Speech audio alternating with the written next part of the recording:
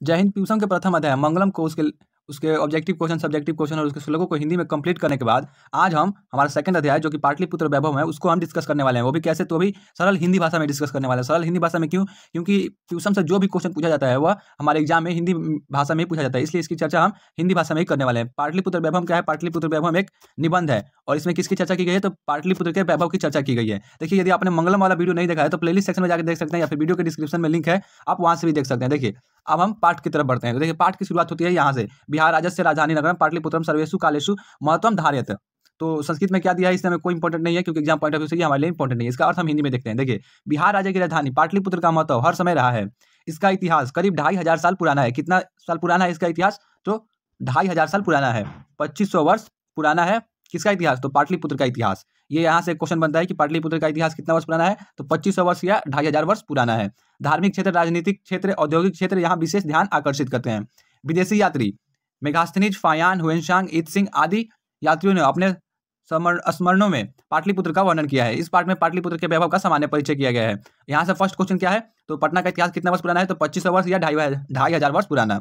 और दूसरा क्वेश्चन यहाँ से पूछा जाता है, कौन कौन विदेशी यात्री पटना आए थे या पाटलिपुत्र आए थे? तो मेघास्थनीज, फायान, हुएनसांग, इत सिंह, ये जो 4 विदेशी यात्री हैं ये पटना आए थे या पाटलिपुत्र आए थे। यहाँ से ये 2 क्वेश्चन पूछता है। देखिए, यहाँ फिर संस्कृत है, संस्कृत का कोई इंपॉर्टेंस नहीं है, इसको हम हिंदी में अर्थ देखते हैं। देखिए, प्राचीन भारतीय नगरों में गंगा के किनारे बसा हुआ पाटलिपुत्र महानगर अत्यंत विचित्र था। इसके बारे में दामोदर गुप्त नाम का कवि अपनी कूटनीमत नामक काव्य में कहता है। यहाँ से क्वेश्चन पूछा जाता है कि दामोदर गुप्त की काव्य का क्या नाम है? तो कूटनीमत, याद रखिएगा, कूटनीमत। और उन्होंने पाटलिपुत्र के बारे में क्या कहा था? तो उन्होंने कहा था कि पृथ्वी के तिलक स्वरूप और सरस्वती का कुलगिरी जैसा इंद्रपुरी को भी परिभूत करने वाला पाटलिपुत्र नाम का नगर है। ऐसा दामोदर गुप्त ने अपनी काव्य कूटनीमत में पाटलिपुत्र के बारे में कहा था।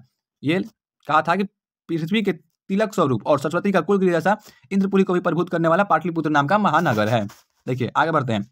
इससे पहले मैं आपको बता दूं कि ये जो दामोदर गुप्त का काव्य है, इसको लेके आपको नाम को लेकर बहुत कंफ्यूजन होता है। तो देख लीजिए, यहाँ पे मैंने आपको प्रूफ करने के लिए बता दिया है कि ये कूटनीमत ही है। कूटनीमत नाम का काव्य इनका है। ये संस्कृत में लिखा गया है कूटनीमतम, इसका हिंदी कूटनीमत होगा। देखिए, आगे बढ़ते हैं। तो आगे दिया गया है कि इतिहास से ज्ञात होता है कि बुद्ध काल के समय गंगा नदी के किनारे पाटली ग्राम अवस्थित था। तो बुद्ध काल में पूछा जाता है क्वेश्चन कि बुद्ध काल में पाटली ग्राम किसके किनारे अवस्थित था? तो गंगा नदी के किनारे। यहाँ भगवान बुद्ध अनेक बार आए। उन्होंने कहा था कि यह नगर महानगर होगा, लेकिन कलह, आग और बाढ़ से सदा घिरा रहेगा। यहाँ से क्वेश्चन पूछा जाता है 2 नंबर वाला कि भगवान बुद्ध ने पाटलिपुत्र के बारे में क्या भविष्यवाणी की थी? तो लिखा जाएगा आंसर कि भगवान बुद्ध ने कहा था कि यह नगर एक दिन महानगर होगा, लेकिन कलह, आग और बाढ़ से सदा घिरा रहेगा। यह क्वेश्चन 2 नंबर में पूछा जाता है। कालांतर में पाटली ग्राम को ही पाटलिपुत्र कहा गया कि कुछ समय बाद पाटली ग्राम को ही पाटलिपुत्र कहा गया। चंद्रगुप्त मौर्य के समय में इस नगर की शोभा और सुरक्षा प्रबंध अति उत्तम थी। यहाँ से क्वेश्चन पूछा जाता है कि चंद्रगुप्त किसके शासनकाल में पटना नगर की शोभा और सुरक्षा प्रबंध अति उत्तम थी? तो आंसर होगा चंद्रगुप्त मौर्य के। यह बात यूनानी राजदूत मेघास्थनीज ने अपने यात्रा वृत्तांत में लिखा है। ये जो बात है कि चंद्रगुप्त मौर्य के समय इस नगर की शोभा और सुरक्षा प्रबंध अति उत्तम थी, यह किसने लिखा है? तो यह बात मेघास्थनीज ने लिखा है अपनी यात्रा वृत्तांत में। यहाँ से क्वेश्चन पूछा जाता है कि जो यूनानी राजदूत मेघास्थनीज है वह पटना किसके शासनकाल में आया था? तो चंद्रगुप्त मौर्य के शासनकाल में। यहाँ से भी एक क्वेश्चन एक ऑब्जेक्टिव पूछा जाता है। इस नगर का वैभव प्रियदर्शी अशोक के समय और अधिक समृद्ध था। नेक्स्ट, आगे बढ़ते हैं। देखिए, आगे लिखा गया है कि राजशेखर ने अपनी काव्य मीमांसा नामक कवि शिक्षा एक प्रमुख कृति सम्मान पूर्वक याद करते हुए कहा है कि पाटलिपुत्र की प्राचीन सरस्वती परंपरा लंबे समय से प्रचलित है। यहाँ से क्वेश्चन पूछा जाता है कि राजशेखर की कृति कौन सी है? तो राजशेखर की कृति काव्य मीमांसा है। याद रखिएगा, काव्य मीमांसा। और उन्होंने क्या कहा है? तो उन्होंने कहा है कि यहाँ विश्व के मूर्धन्य विद्वान उपवर्ष, वर्षपाणिनि, पिंगलाचार्य, व्याडी, वररुचि, पतंजलि आदि परीक्षित होकर ही संसार में ख्याति अर्जित किए हैं। इन्होंने इसमें क्या बताया है? तो इन्होंने सरस्वती परंपरा के बारे में, प्राचीन जो पाटलिपुत्र की प्राचीन सरस्वती परंपरा है उसके बारे में बताया है, पाठन की परंपरा को बताया है। देखिए, आगे दिया गया है कुछ संस्कृत पुस्तकों और पुराणों में पाटलिपुत्र का दूसरा नाम पुष्पपुर या कुसुमपुर मिलता है। यहाँ से क्वेश्चन पूछा जाता है कि पाटलिपुत्र का अन्य क्या क्या नाम है? तो पुष्पपुर और कुसुमपुर।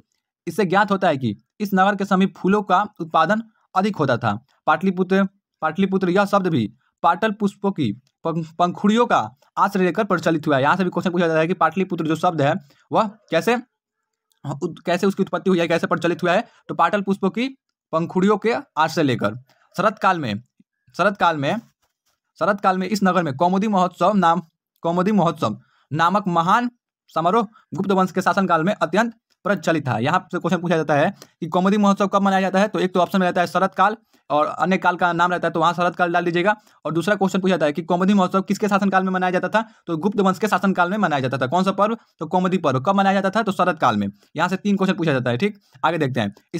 इसमें सभी लोग आनंद मग्न रहते थे, किसमें, तो कौमुदी महोत्सव में।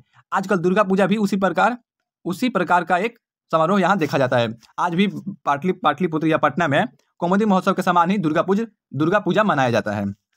आगे बढ़ते हैं। देखिए आगे दिया गया है, समय परिवर्तन के कारण यद्यपि मध्यकाल में पाटलिपुत्र 1000 वर्ष तक लगभग भग्नावस्था में रहा। भग्नावस्था का मतलब होता है टूटा फूटा अवस्था में, जहाँ उसका विकास नहीं हुआ, जहाँ तक कि वो और बिखर गया, उसको बोलते हैं भग्नावस्था में रहा।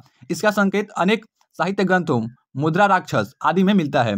मुगल वंश के शासनकाल में इस नगर का पुनरुद्धार हुआ। अंग्रेजों के शासनकाल में पाटलिपुत्र का अच्छा विकास हुआ। मध्यकाल में ही इस नगर का नाम पटना प्रसिद्ध हो गया। यह शब्द पतन शब्द से निर्गत है। आज भी नगर की पटन देवी पूजित है, यानी पूजनीय है। तो देखिए यहाँ से क्वेश्चन पूछा जाता है कि पाटलिपुत्र कितने वर्ष तक भग्नावस्था में रहा, तो 1000 वर्ष तक लगभग।